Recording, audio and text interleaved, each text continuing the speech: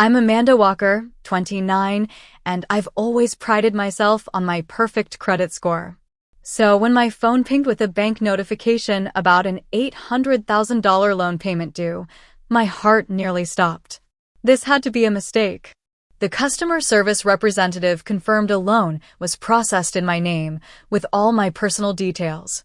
When he mentioned the property address, a chill ran down my spine. That neighborhood, that was where my sister Rachel was house hunting. If you're watching this, please hit like and subscribe and let me know where you're tuning in from. You won't believe how I turned the tables on the most shocking betrayal of my life. Before that fateful notification changed everything, my life in Chicago was exactly as I'd planned it. After graduating with honors in finance from Northwestern, I landed a job at Meridian Financial Partners, one of the most prestigious firms in the Midwest. Over 6 years, I worked my way up from junior analyst to senior financial advisor, managing portfolios for high-net-worth clients. My apartment wasn't fancy, a one-bedroom in Lincoln Park, but it was mine, and I decorated it carefully, saving up for each piece of furniture rather than going into debt. My parents, Margaret and Richard Walker, had always emphasized financial responsibility, especially after they struggled early in their marriage. Live within your means, my dad would say, and I took that advice to heart. My relationship with my parents was solid. Sunday dinners at their suburban home were a ritual, with Mom always making too much food and sending me home with leftovers. Dad would talk investments with me, proud that I'd followed in his financial footsteps after his retirement from banking. Then there was Rachel, my older sister by 3 years. Our relationship was complicated. From the outside, we looked close enough. We showed up at family events, exchanged birthday gifts, and maintained the appearance of sisterly affection. But underneath ran currents of tension that had existed since childhood. Rachel was always the beautiful one, with our mother's striking blue eyes and natural blonde hair. I took after our father, practical, analytical, with unremarkable brown hair and eyes. While I excelled academically, Rachel charmed her way through life, her magnetic personality opening doors that my studiousness couldn't. Rachel could sell ice to Eskimos, our grandmother used to say admiringly. And it was true. My sister had an uncanny ability to get what she wanted, whether it was the last cookie, the lead in the school play, or our parents' attention. The pattern started early. When I was 6, I received a limited edition Barbie for my birthday, the one item I'd circled in the catalog and dreamed about for months. 2 days later, I found it in Rachel's room, its hair cut and clothes missing. When I complained to our parents, Rachel cried and said I had given it to her, then changed my mind. Be generous with your sister, Mom said, wiping Rachel's crocodile tears. I learned then that evidence and truth mattered less than perception and emotion, at least where Rachel was concerned. As we grew older, the taking evolved. In high school, she borrowed my clothes without asking, returning them stained or stretched. In college, she used my student ID to attend campus events when she'd lost privileges due to an incident at a frat party. After graduation, she accidentally used my credit card information saved on our shared family Amazon account for a shopping spree. Each time, there was an excuse, an apology that sounded sincere, and a promise it would never happen again. And each time, I forgave her because that's what family does, right? Despite these irritations, I maintained boundaries. I never shared my passwords, kept important documents in a locked file cabinet, and monitored my credit regularly. I thought I was being careful enough. While Rachel jumped from job to job, real estate agent, marketing coordinator, personal shopper, I built my career methodically. She married Brandon Phillips, a commercial developer, in a lavish wedding that our parents helped finance despite their limited retirement savings. I remained single until meeting Daniel Thompson at a charity fundraiser 2 years ago. Daniel was different from the men I'd dated before, thoughtful, secure in himself, and genuinely kind. As a pediatric physical therapist, he approached life with both compassion and practicality. He understood my careful approach to finances and shared similar values, though he was more spontaneous than I would ever be. "You balance me," he'd say, pulling me away from my spreadsheets to watch a sunset or try a new restaurant.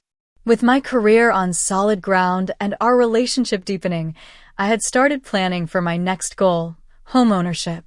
For 3 years, I'd been saving aggressively for a down payment, foregoing vacations and shopping sprees. My recent promotion and bonus put me within reach of my target. Daniel and I had started casually looking at condos, though we were taking things slow.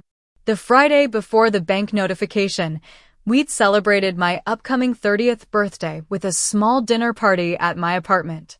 Rachel and Brandon came, bringing an expensive bottle of champagne and a card that read, "To New Beginnings." I remember Rachel hugging me unusually tight, whispering, "Everything's going to change soon, sis." I thought she was referring to my birthday milestone or perhaps knew about Daniel's hints regarding a future proposal. If only I'd known what she really meant. The notification came on a Tuesday morning while I was preparing for a client meeting. The banking app on my phone chimed with what I initially assumed was my regular account alert. Instead, the message froze me in place. "Your monthly payment of $4,267.89 for loan number 4582937 is due in 7 days. I blinked, certain it was an error. I had a small car loan and a modest credit card balance, both of which I paid religiously, but nothing remotely approaching a payment that size. With trembling fingers, I called the bank's customer service number. "Good morning, Northeast Federal. This is Gregory Thompson. How may I assist you today?" The representative's voice was professionally cheerful. "Hi, I just received a notification about a loan payment, but I think there's been a mistake. I don't have any loans of this size." I tried to keep my voice steady as I explained the situation. "I'd be happy to look into that for you. Could I have your name and the last 4 digits of your social security number for verification?" After confirming my identity, Mr. Thompson pulled up my account information. The pause before he spoke sent warning signals through my body. "Ms. Walker, according to our records, you initiated a home loan in the amount of $800,000 approximately 6 weeks ago. The property is located at 1542 Lakeview Terrace. The loan was approved based on your credit history, income verification, and the appraisal of the property." My stomach dropped. That's impossible. I never applied for any home loan, especially not for $800,000. And I don't know anything about a property on Lakeview Terrace. "I understand your concern, Ms. Walker. This is a serious matter. Looking at the application, it appears to have been submitted online with all your personal information, including your social security number, employment details, and electronic signature." My mind raced. Identity theft. It had to be. But who would have access to so much of my personal information? "I need to dispute this immediately," I said, my financial training kicking in. "This is fraud." Mr. Thompson's tone shifted to one of concern. "In that case, I'll transfer you to our fraud department right away. They'll walk you through the process of filing a claim and placing a freeze on any further activity." The next 2 hours disappeared into a bureaucratic maze as I spoke with the fraud department, filed reports, and scheduled an in-person appointment at the bank for the following day. The meeting would cause me to miss an important client presentation, but my entire financial future was at stake. That evening, I pulled my credit reports from all 3 bureaus. What I found sent waves of nausea through me. Not only was there an $800,000 mortgage in my name, but 3 new credit cards had been opened in the past month with combined balances of over $50,000. Purchases included furniture, appliances, and high-end electronics. The address listed for all these accounts was 1542 Lakeview Terrace, a property I'd never seen in an upscale neighborhood north of the city. With shaking hands, I typed the address into Google Maps. The street view showed a beautiful colonial-style home with a manicured lawn and circular driveway. I zoomed out to see the neighborhood and felt my chest tighten. This was Lakeside Heights, an exclusive community where homes started at $1 million. Rachel had mentioned this area repeatedly over the past year, sighing over real estate listings and dragging me to an open house there last summer. Someday, she'd said, gazing longingly at a similar colonial, I'll live in a house like this. A terrible suspicion formed in my mind. I called Rachel immediately, but the call went straight to voicemail. I sent a text, need to talk to you ASAP. It's important. No response. Next, I called my parents. Mom, has Rachel mentioned buying a new house recently? My mother hesitated just a fraction too long. Why do you ask, dear? Mom, please. This is important. She sighed. Well, yes. She and Brandon just bought a beautiful place in Lakeside Heights. They're very excited. They're having a housewarming party this Saturday. I thought you knew. Didn't you get the invitation? My blood ran cold. What's the address? Let me check the invitation. 1542, Lakeview Terrace. Amanda, what's going on? You sound strange. I couldn't bring myself to explain the situation to my mother yet, not until I had all the facts. I'll call you back, Mom. I need to check something. After hanging up, I searched my email and found the digital invitation from Rachel, sent 3 days ago and buried under work messages. The subject line read, Our Dream Home Housewarming, with an animated gif of champagne glasses clinking. I hadn't opened it, assuming it was just another of Rachel's extravagant parties. The invitation confirmed my worst fears. Rachel and Brandon were hosting a housewarming at 1542 Lakeview Terrace, the address on the fraudulent loan in my name. Sleep was impossible that night. I researched identity theft laws, penalties for mortgage fraud, and how to protect myself from further damage. The more I learned, the more devastated I became. This wasn't just about money. This was a betrayal so profound it made me physically ill. By morning, one question burned in my mind. How could my own sister do this to me? The meeting at Northeast Federal Bank the next day confirmed my worst suspicions. I sat across from Mr. Thompson and his colleague from the Fraud Investigation Unit, Martha Reyes, as they spread documents across the conference table. Ms. Walker, these are copies of the loan application submitted in your name, Martha said, sliding several papers toward me. Do you recognize the signature? I examined the electronic signature. It was close to mine, but with subtle differences. The loop in the O was too rounded, the cross on the T too long. This isn't my signature, but someone tried to make it look like mine. And this is the identification provided during the online verification process, she continued, showing me a scan of my driver's license. My stomach lurched. It was indeed my license, the same one I'd reported missing 3 months ago after a dinner with Rachel. I'd assumed it fell out of my wallet at the restaurant. Someone would need extensive personal information to complete this application, Mr. Thompson explained. Your social security number, employment history, tax returns, bank statements. My sister would have access to most of that, I said quietly. We grew up in the same house. She knows my birthday, my mother's maiden name, probably even my first pet's name for security questions. And she's been to my apartment countless times. Martha nodded sympathetically. Family fraud is unfortunately common, though usually not at this scale. Do you have any proof your sister is behind this specifically? Not yet, but I'm working on it. After leaving the bank, I called the private investigator Daniel had recommended, a former client of his who owed him a favor. Maxwell Jenkins agreed to look into Rachel and Brandon's finances and gather whatever evidence he could find connecting them to the fraudulent loan. While waiting for Maxwell's report, I searched Rachel's social media accounts.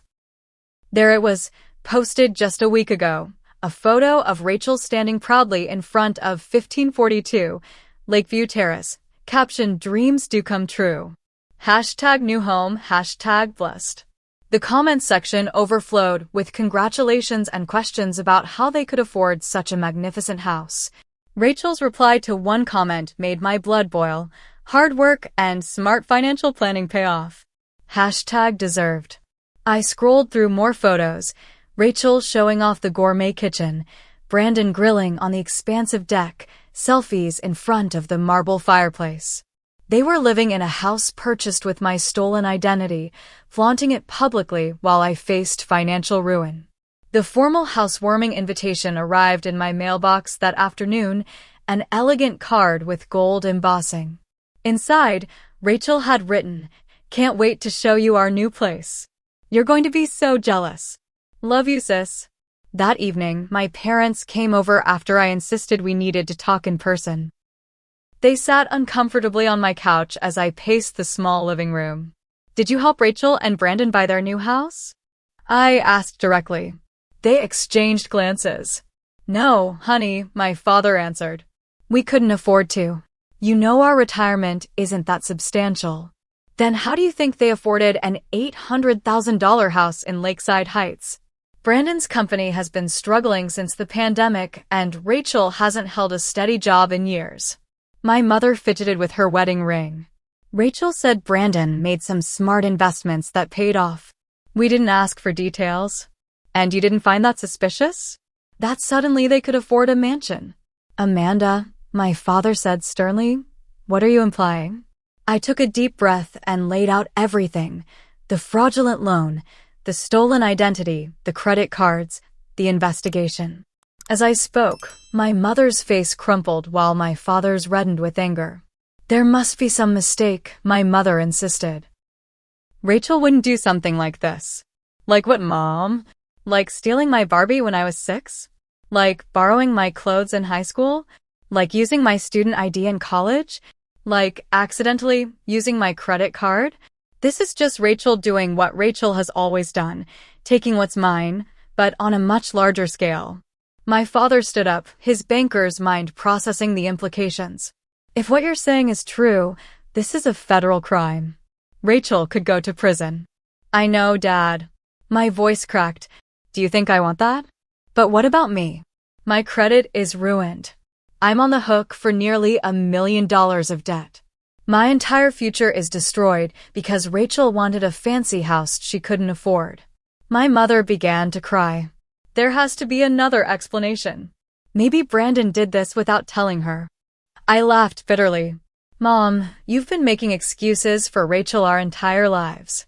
When does it stop?" They left, promising to talk to Rachel to get her side of the story. I knew it wouldn't help. Rachel would deny everything, cry, make them feel guilty for doubting her. The pattern was too ingrained to break. After they left, I collapsed on my bed, the weight of betrayal crushing my chest. Daniel came over, holding me as I alternated between tears and rage. "I can't believe she would do this to me," I sobbed into his shoulder. "My own sister. Does she hate me that much?" Daniel stroked my hair gently. "I don't think it's about hate, Amanda. Some people just feel entitled to things they haven't earned. They don't think about consequences because they've never really faced any."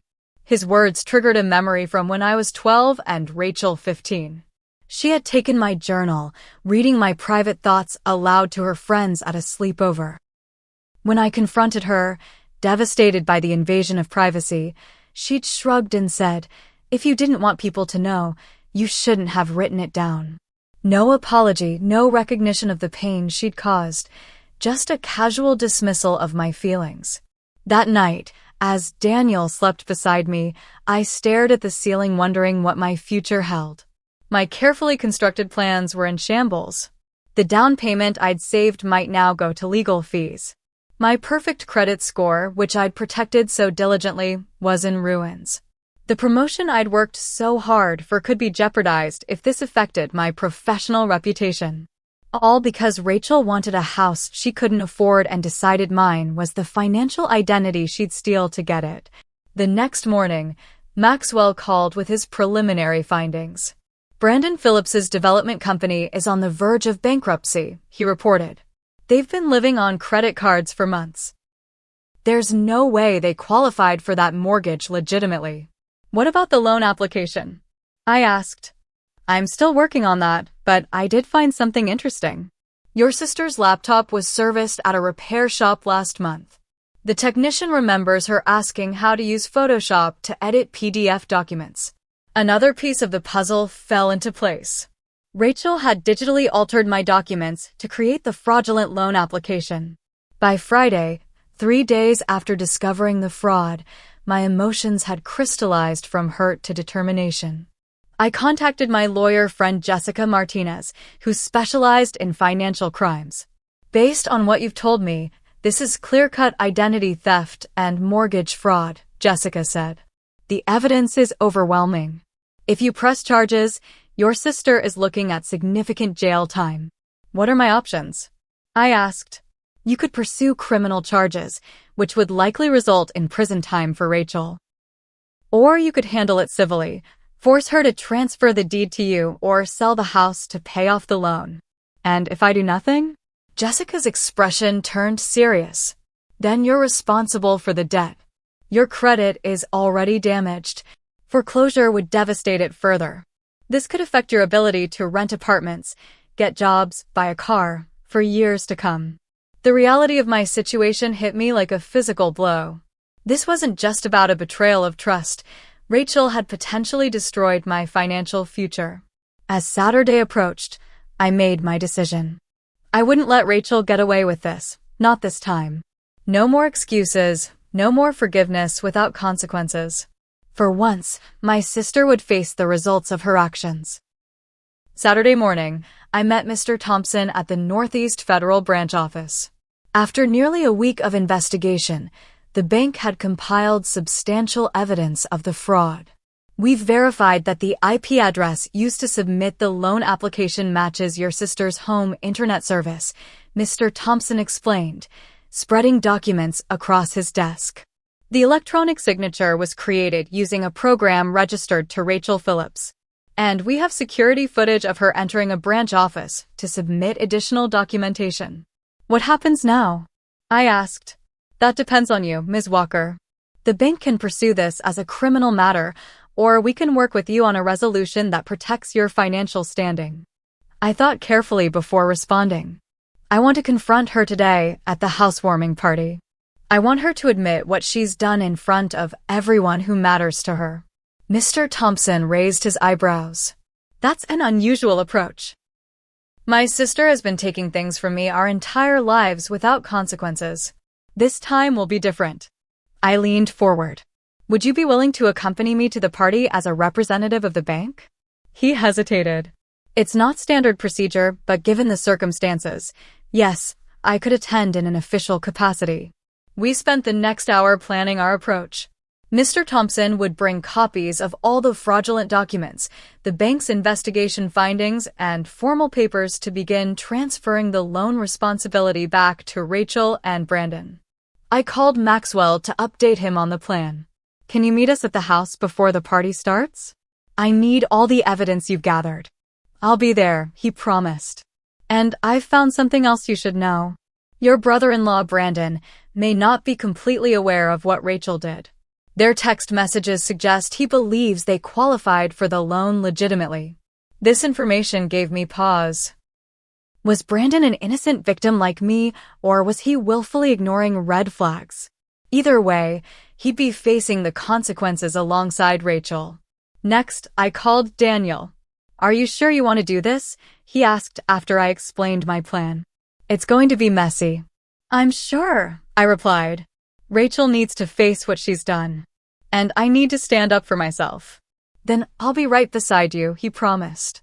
As I prepared for the confrontation, I experienced moments of doubt and guilt.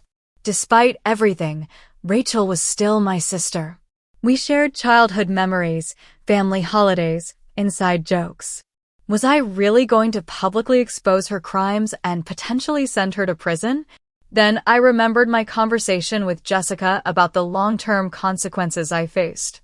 Without intervention, Rachel's actions would impact every financial decision in my future, from renting an apartment to buying a car, from job applications to insurance rates. My sister hadn't just stolen my identity. She'd stolen my future security. I called my parents one more time, giving them a final chance to intervene. I'm confronting Rachel at the housewarming today, I told them. If you can get her to admit what she did and agree to make it right before then, I might consider handling this privately. My father cleared his throat uncomfortably. We tried talking to her, Amanda. She denied everything, said you're just jealous of her success. Of course she did. And you believed her? My mother's voice was small. We don't know what to believe, honey. Then you'll find out the truth today, along with everyone else. After hanging up, I sat on my bed, a shoebox of childhood mementos open beside me. Photos of Rachel and me building sandcastles at the beach, holding hands at our grandparents' anniversary party, making silly faces at my college graduation. Moments when being sisters meant something. I picked up a friendship bracelet Rachel had made for me when I was 10, a rare gesture of affection during a summer when she'd been grounded and had no one else to play with. She'd moved on to her friends as soon as the grounding ended, but for those few weeks, we'd been close. Had she ever really loved me? Or had I always just been someone she could use when convenient? The afternoon arrived, and with it, a clarity I hadn't felt since discovering the fraud. This confrontation wasn't just about the loan or the house. It was about finally breaking a lifelong pattern of taking and excusing, of betrayal and forgiveness. It was about standing up for myself after decades of giving in. I dressed carefully in a professional black dress and subtle jewelry, nothing flashy that Rachel could dismiss as trying to upstage her. Daniel picked me up at 4, looking handsome and supportive in a blue button-down shirt. Ready? He asked, squeezing my hand. I took a deep breath. Ready. We arranged to meet Mr. Thompson and Maxwell a block from Rachel's house at 4:30, half an hour before the party officially began. The housewarming was scheduled from 5 to 8, giving guests plenty of time to admire the house Rachel had fraudulently acquired. As we drove toward Lakeside Heights, my phone buzzed with a text from Rachel. Can't wait to see you at the party. Prepare to be amazed by our new palace. Crown. No guilt. No fear of being caught. Just pure, unapologetic gloating. Any lingering doubts I had about my plan evaporated. Today, Rachel would finally learn that actions have consequences. We arrived at the meeting point at exactly 4:30. Mr. Thompson was already waiting, a leather portfolio under his arm containing all the evidence of Rachel's fraud. Maxwell pulled up moments later, adding his own file of findings to our arsenal. According to the loan documents, a spare key should be hidden in a lockbox on the side gate for the bank's appraisers, Mr. Thompson informed us, consulting his notes. The code is 5829. Are you sure we should go in before they're expecting guests? Daniel asked. I nodded firmly. I want to be inside when Rachel arrives. I want her to know immediately that something's wrong. We walked the block to 1542, Lakeview Terrace. The house was even more impressive in person, a stately colonial with white columns flanking the front door, professionally landscaped gardens, and a 3-car garage. My sister had expensive taste, especially when spending my credit. As Mr. Thompson had predicted, we found the lockbox and retrieved the key. With a strange sense of entitlement, this house was technically in my name. After all, I unlocked the front door and stepped into the grand foyer. The interior was stunning. Marble floors, a sweeping staircase, crystal chandelier overhead. The furniture was all new, presumably purchased with the fraudulent credit cards opened in my name. Through an archway, I could see caterers setting up in the gourmet kitchen, arranging appetizers on silver platters. Mrs. Phillips? One of the caterers approached, clipboard in hand. We've set up the bar in the sunroom as requested. The bartender will arrive at 4:45. I'm not Mrs. Phillips, I replied. I'm Amanda Walker, the person whose identity was stolen to buy this house. The caterer's eyes widened as she backed away, clearly wanting no part in whatever drama was unfolding. We toured the house, taking note of every expensive fixture and piece of furniture. In the master bedroom, Rachel's clothes already filled the walk-in closet, designer labels with tags still attached. Brandon's home office was equipped with top-of-the-line electronics. The guest rooms were perfectly staged, as if from a magazine spread. "She really went all out with your money," Maxwell observed, photographing a receipt for a $12,000 bedroom set. At 4:50, we heard the garage door open. I positioned myself in the center of the living room, with Daniel, Mr. Thompson, and Maxwell slightly behind me.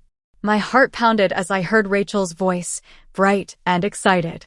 "The caterers should have everything set up by now. I can't wait to see everyone's faces when they see the house." The door from the garage opened and Rachel entered, arms full of shopping bags. Brandon followed, carrying a case of champagne. They both froze when they saw me standing in their living room. "Amanda?" Rachel's voice rose in confusion. "You're early. How did you get in?" "Hello, Rachel," I said calmly. "I got in using the spare key registered on the loan documents. The loan documents with my name on them." The color drained from her face. Brandon set down the champagne, looking between us in confusion. "What is she talking about, Rachel?" Rachel quickly recovered, laughing nervously. "I have no idea." "Amanda, this is ridiculous. You can't just break into our house before the party." "Actually," Mr. Thompson stepped forward, "Ms. Walker has every right to be here, as the house is legally in her name." "I'm Gregory Thompson, fraud investigation specialist with Northeast Federal Bank." Brandon's confusion deepened. "What?" "The house is in our names. We signed the papers." "No, Brandon," I corrected him. "Rachel forged my signature on the loan documents.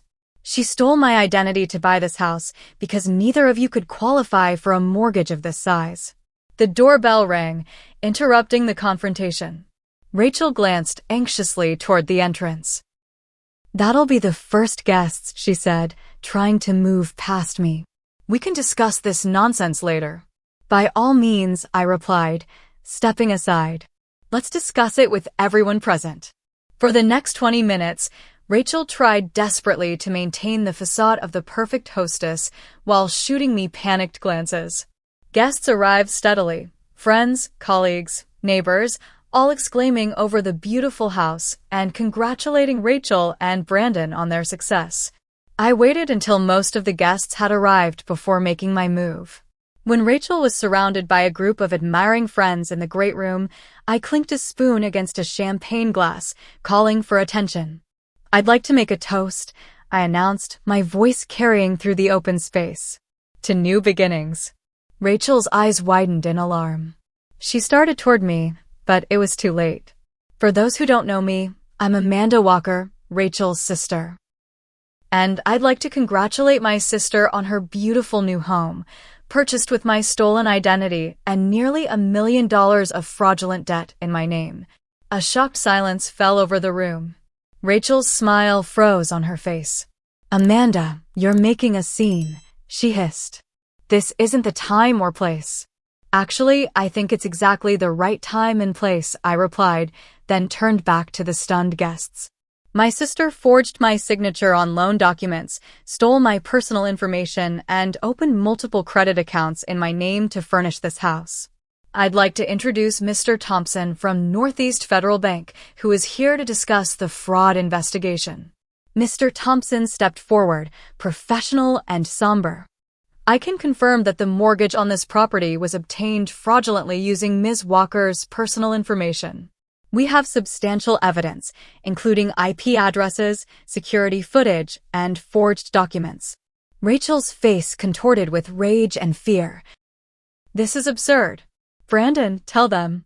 Brandon looked shell-shocked. "Rachel, what have you done?" "Nothing. They're lying." She turned to the crowd, her voice taking on the familiar wounded tone I'd heard so many times. "Amanda's always been jealous of me. She can't stand to see me happy." Maxwell chose that moment to produce the evidence he'd gathered. "Mrs. Phillips, we have copies of your text messages discussing how to obtain your sister's personal information. We have records from the computer repair shop where you asked how to edit PDF documents. We have your browser history showing searches for how to forge electronic signatures and penalties for identity theft." The room had gone deadly quiet. Guests began to edge toward the door, murmuring awkward excuses.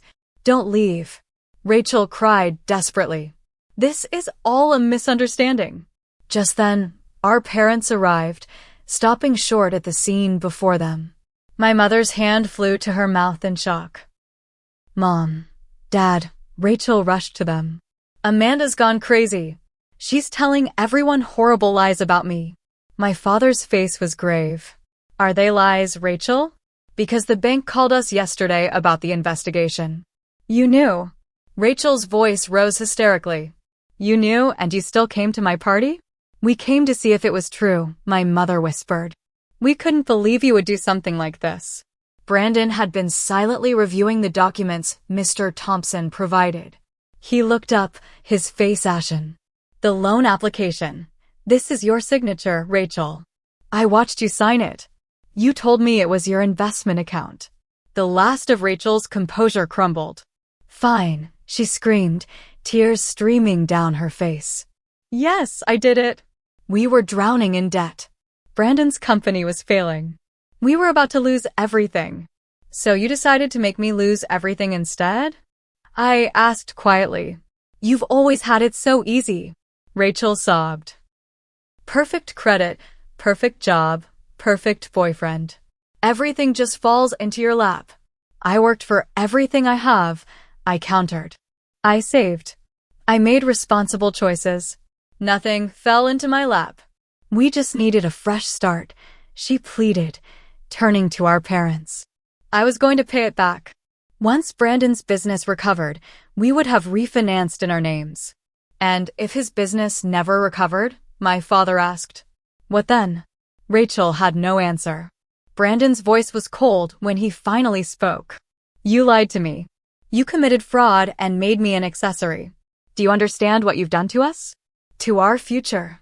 The remaining guests had quietly departed, leaving only family and the professionals I'd brought. Rachel stood alone in the center of her dream house, abandoned by the friends she'd been so eager to impress. "What happens now?" Brandon asked Mr. Thompson. "That depends on Ms. Walker," he replied, turning to me. As the victim, she has options for how to proceed. All eyes turned to me. The decision I'd been dreading had arrived. The days following the housewarming confrontation passed in a blur of legal meetings, bank appointments, and emotional conversations. After the guests had departed and Rachel's tearful confessions subsided, Mr. Thompson had outlined the next steps. "Ms. Walker has 3 main options," he explained to everyone present.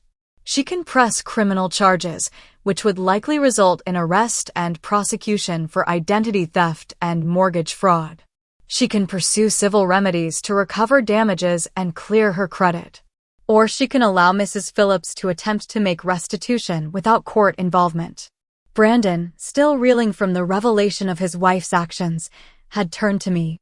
"Amanda, I swear I didn't know. Rachel told me the down payment came from a trust fund she'd never mentioned before.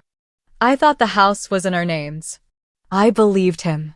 Brandon had always been straightforward in our interactions, and his shock appeared genuine. He was a victim of Rachel's deception too, though in a different way. That night, I didn't give them an answer. I needed time to consider all implications, to consult with legal experts, and to process my own tumultuous emotions. I left Rachel and Brandon standing in their fraudulently obtained dream home, uncertainty hanging over their future. The following Monday, I met with Jessica Martinez to discuss legal options. Criminal charges would almost certainly result in jail time for Rachel, Jessica explained. Mortgage fraud of this magnitude, combined with identity theft, typically carries a sentence of 3 to 5 years, plus restitution. The thought of my sister in prison made me physically ill, despite everything she'd done. "What about civil remedies?" I asked. "You could sue for damages, including harm to your credit score, emotional distress, and costs incurred in resolving the fraud. The court would likely order the house sold to repay the loan, with any proceeds going to you as compensation." "And the third option?" "Private restitution." Jessica's expression turned cautious. "That's risky. Without court enforcement, Rachel could renege on any agreement. Given her history, I wouldn't recommend it. After careful consideration, I chose a middle path. I wouldn't press criminal charges immediately, but I would file them and hold them in abeyance, a legal sword of Damocles hanging over Rachel's head to ensure compliance with a structured restitution plan. The terms were non-negotiable. Rachel and Brandon would immediately deed the house to me. They would move out within 30 days. They would provide signed confessions and assume legal responsibility for all fraudulent accounts. They would enter credit counseling and financial therapy. And Rachel would have no unsupervised access to my parents' financial information. Brandon agreed immediately. Rachel resisted until he threatened divorce if she didn't comply. I could lose everything because of what you did, he told her. My business reputation, my future, my freedom. Signing these papers is the only way forward. 2 weeks after the confrontation, Rachel and Brandon signed the necessary documents in a sterile conference room at Jessica's law office. Rachel couldn't meet my eyes as she scrawled her signature, her real one this time, on page after page of legal forms. I am sorry, Amanda, she whispered as we prepared to leave. I never thought about how this would affect you. That's always been the problem, Rachel. You never think about how your actions affect others. Untangling the financial mess took months. The bank reversed the fraudulent charges on the credit cards and removed the mortgage from my credit history. My credit score, which had plummeted nearly 200 points, slowly began to recover. The credit monitoring service I enrolled in sent regular updates showing my financial identity gradually being restored. The house presented a more complicated problem. I couldn't afford the taxes and upkeep on such an expensive property, but selling it in a down market would likely result in a loss. After consulting with financial advisors, I decided to rent it out temporarily to cover costs until the market improved. My relationship with my parents entered a strange new chapter. They struggled to reconcile their love for both daughters with the undeniable evidence of Rachel's betrayal. Family dinners became awkward affairs, with Rachel conspicuously absent and my parents avoiding any mention of her. We failed you both, my father said during one such dinner, 3 months after the confrontation. We should have stopped Rachel's behavior when she was young. We should have taught her consequences instead of making excuses. We were afraid of her tantrums, my mother admitted. It was easier to placate her than confront her. We never realized we were setting her up for this.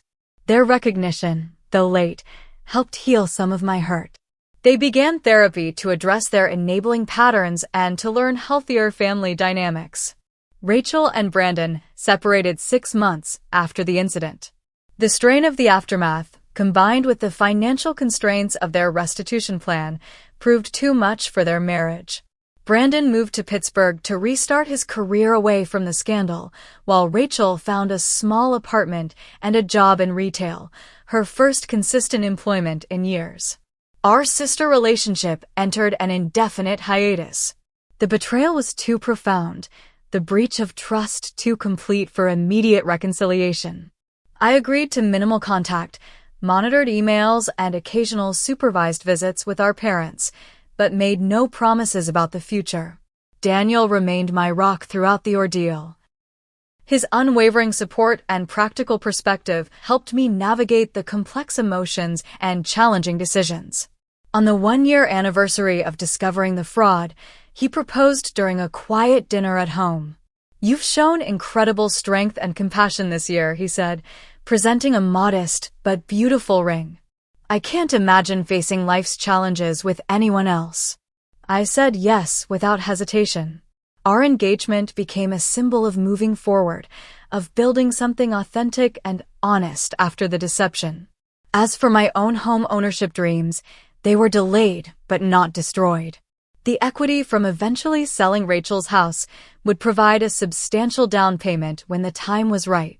Daniel and I decided to wait until after our wedding to begin house hunting, prioritizing our relationship over real estate. The most profound change occurred within me. I learned to set boundaries with family members, to require respect rather than accept mistreatment, and to trust my instincts about when something wasn't right.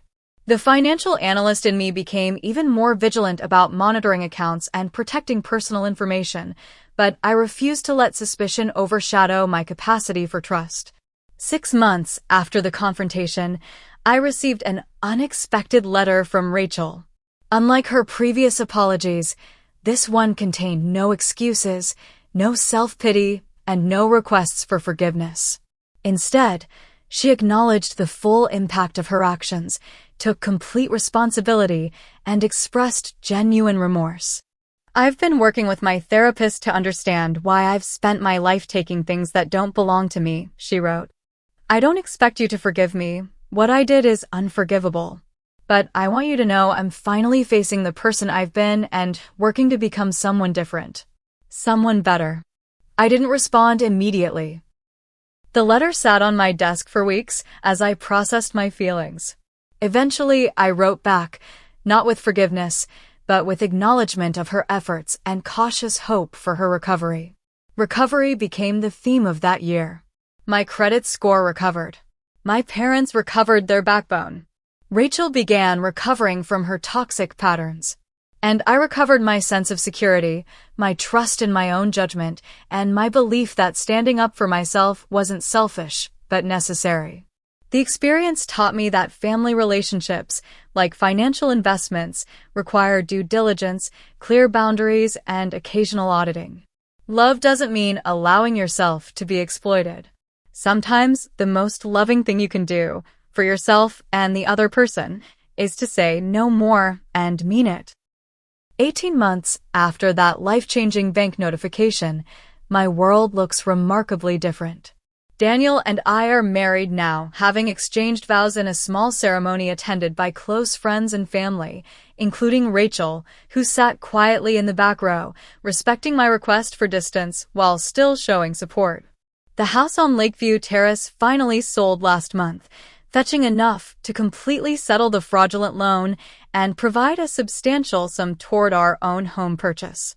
Daniel and I have already started looking at modest condos closer to the city, places we can truly afford on our combined incomes. My relationship with my parents has evolved into something healthier and more balanced. Their therapy helped them recognize their role in enabling Rachel's behavior, and they've worked hard to respect boundaries and avoid falling into old patterns. Our Sunday dinners resumed with new ground rules. Honest communication, no triangulation, and acknowledgement of uncomfortable truths rather than sweeping them under the rug. As for Rachel, her journey toward accountability continues. She completed a financial responsibility course as part of our agreement and has maintained steady employment for over a year, a personal record. She lives simply now, within her means, in a small apartment where she's gradually rebuilding her life from scratch. We're not close and may never regain the sisterly bond one once hoped for, but we've established a cautious, limited relationship based on her continued demonstration of changed behavior. Trust, once shattered, can't be instantly restored. It must be rebuilt brick by brick, over time, through consistent actions rather than promises. Brandon filed for divorce and moved across the country to start fresh. Last I heard, his business was slowly recovering in a new market where his reputation wasn't tarnished by association with Rachel's fraud. He sends holiday cards, but otherwise maintains his distance from the Walker family drama. The bank used my case to implement new security protocols for mortgage applications, including additional verification steps and fraud alerts. Mr. Thompson was promoted to head of the security department and occasionally emails to check on my well-being. My credit score has finally returned to its previous excellent rating, though I now approach financial matters with heightened vigilance. I monitor all accounts weekly, maintain strict privacy settings, and keep important documents in a small home safe, precautions that once seemed paranoid but now feel prudent. The most profound changes, however, have occurred internally. I've learned that setting boundaries isn't selfish, but essential for healthy relationships. I've discovered my own capacity for compassion without capitulation, for forgiveness without forgetting. And I've developed a deeper understanding of the complex family dynamics that shaped both Rachel and me into the women we became. In therapy, yes, I needed it too after all this. I explored why I had allowed Rachel to take advantage of me repeatedly throughout our lives. I recognized my own enabling behavior, my desire to keep the peace, to be the good sister, to earn approval through sacrifice. Breaking those patterns proved as challenging for me as breaking her taking patterns was for Rachel. The incident taught me valuable lessons that no financial education could provide. First, trust must be earned and maintained, not automatically granted based on family ties or shared history. Second, financial security requires vigilance, especially in a digital age where identity theft can happen with frightening ease. Third, enabling bad behavior doesn't help anyone, not the enabler, not the enabled, and certainly not the relationship between them. Fourth, standing up for yourself isn't mean or selfish, but necessary for your well-being and, ultimately, for the growth of those who would take advantage of you. And finally, recovery from betrayal is possible, but it happens on your timeline, not according to someone else's schedule of apologies or expectations of forgiveness. I don't know what the future holds for Rachel and me. Perhaps someday we'll rebuild a relationship based on mutual respect rather than patterns of taking and forgiving. Perhaps we'll remain distant relatives who see each other only at family gatherings. Either way, I've made peace with the understanding that I can love my sister without allowing her to harm me. As for me, I'm finally closing on my own home next month, a modest but lovely condo that Daniel and I can comfortably afford. The down payment comes partially from the sale of Rachel's fraudulently obtained house, a fitting full-circle moment in this complicated journey. Life rarely gives us neat, perfect endings. Instead, it offers opportunities to learn, grow, and choose better paths forward. My sister took a $800,000 loan in my name to buy a house, but in the process, she inadvertently gave me something more valuable: the strength to stand up for myself and the wisdom to create healthier boundaries in all my relationships. If you're watching this and dealing with family betrayal or financial fraud, know that recovery is possible. Your story isn't over because of someone else's actions. You can reclaim your narrative, your security, and your peace of mind. I'd love to hear your thoughts in the comments. Have you ever experienced betrayal from someone close to you? How did you handle it? Would you have confronted your sister as I did, or chosen a different approach? Please like and subscribe if this story resonated with you, and share it with someone who might need to hear that they're not alone in navigating complicated family dynamics. Thank you for listening to my journey, and I wish you strength and wisdom in your own.